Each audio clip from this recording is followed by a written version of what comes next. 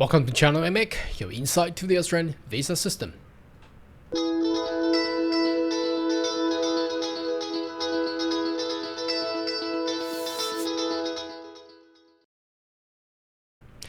Good day everyone, my name is Carl Young, your online YouTube visa consultant.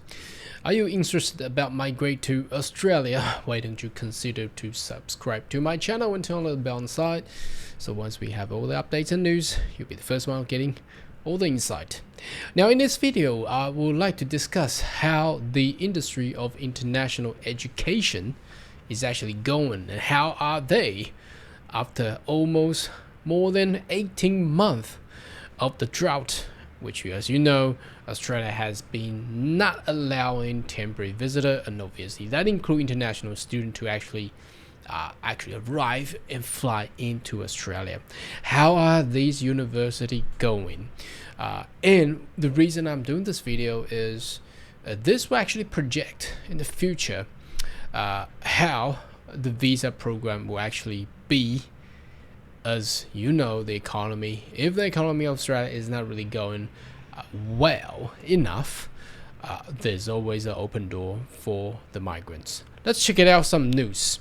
Okay, so you can actually find this news just typing University World News, and this actually is not a very updated information, but I'm here to actually provide you numbers of different articles pointing out the issue of the unis, how they're handling the pandemic over this 2 years during 2020 and 2021. So the study, obviously the research has actually identified there's more than 40,000 now.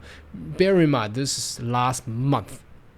Okay, so it's still very recent that more than 40,000 jobs already lost, and these jobs are connected to all the national tertiary education, which includes a lot of colleges and also university nationwide in Australia. So which is a huge issue. Now I've actually know a lot of my friends who used to work in different universities around the countries.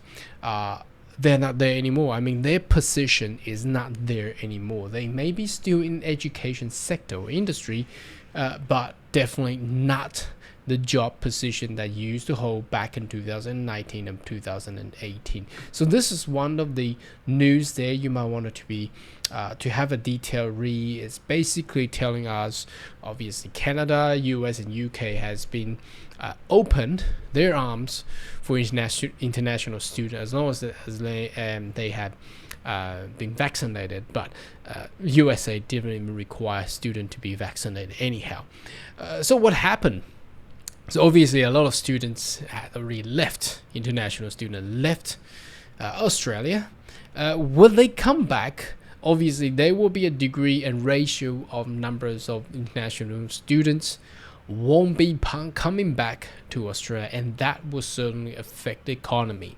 Now, as I have previously in a lot of video, I mentioned that when the economy of Australia is not going well, it's generally will also affect the possibility of more and more relaxed migration and visa policy. As you can see, a couple months ago, the Parliament of Australia is already discussing a better way for a permanent residency pathway for all the skilled migrants. But we don't have the detail yet. Once it's come out, we'll let you know too. Now, secondly, let's jump to another news. It's also the same. It came out from Financial Review. As you see, unis earn 45 million. You go, wow, were they earning money while there is a pandemic? No, let's read on. It says the windfall after IDP shares sell off. Now, IDP is one of the largest international education company that it may interest you, because there are 38 universities in Australia is actually the shareholder of IDP. Now you may notice IDP is also an agency as well, so a little bit weird that how the agency's major shareholder is actually Australia's universities, and Australia is the only country, a nation, does this other than no one else is actually doing this. But what happened? Obviously, there has been no students coming into Australia, and uni has suffered badly economically and financially. So what they have done is it's at the tipping point. These university had decided to sell their shares in IDP. So IDP was at about 36, or I think today 33 Australian dollar on the Australian Stock Exchange, and they are ready to actually sell those shares to actually cover their loss in the international education sector, and that counting that already has been lost, and job cutting, 40,000 job cuts, and they still make the decision to sell their shares. So this is actually quite a big news. This is back in August. Now the more recent one now is this one. Let me magnify this. So this one is on the 29th of September. That's more recent.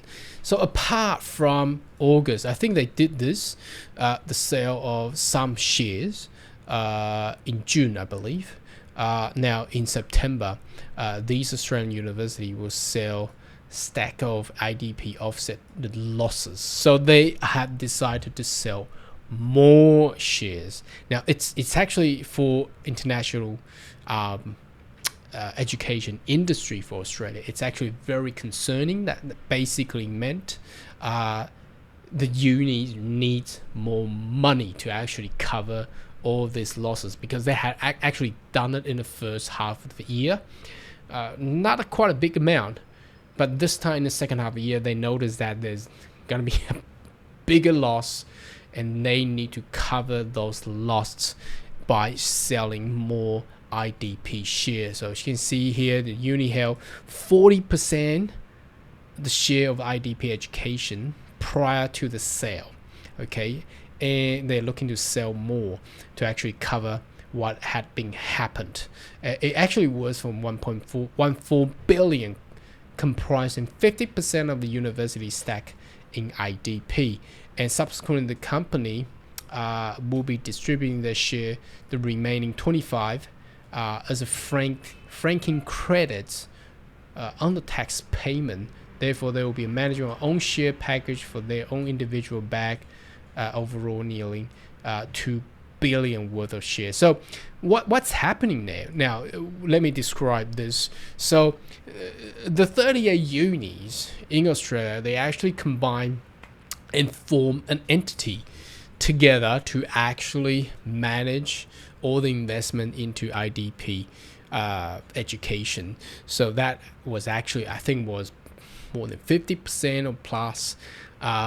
So they sold a little bit earlier this year, and in September they decided to sell more. They sell 15% more, and the remaining 25, I think they will dissolve the entity and distribute it back to each university by its own shares. So the uni can control them by themselves, so they don't have to come all together again and discussing, look, I've lost this much and you lost less, can we all sell together? They don't need to discuss this agreement among each other. They can sell freely in the future if they do require, or perhaps if they wanted to invest more freely in the future as well. So that's what's happening there. And the final article here is, obviously this is happening in September as well. So IDP International Education Specialist, IDP itself reveals a revenue had dropped in the financial year of 2021. Australian uni complete share sale. Again, that's a big news.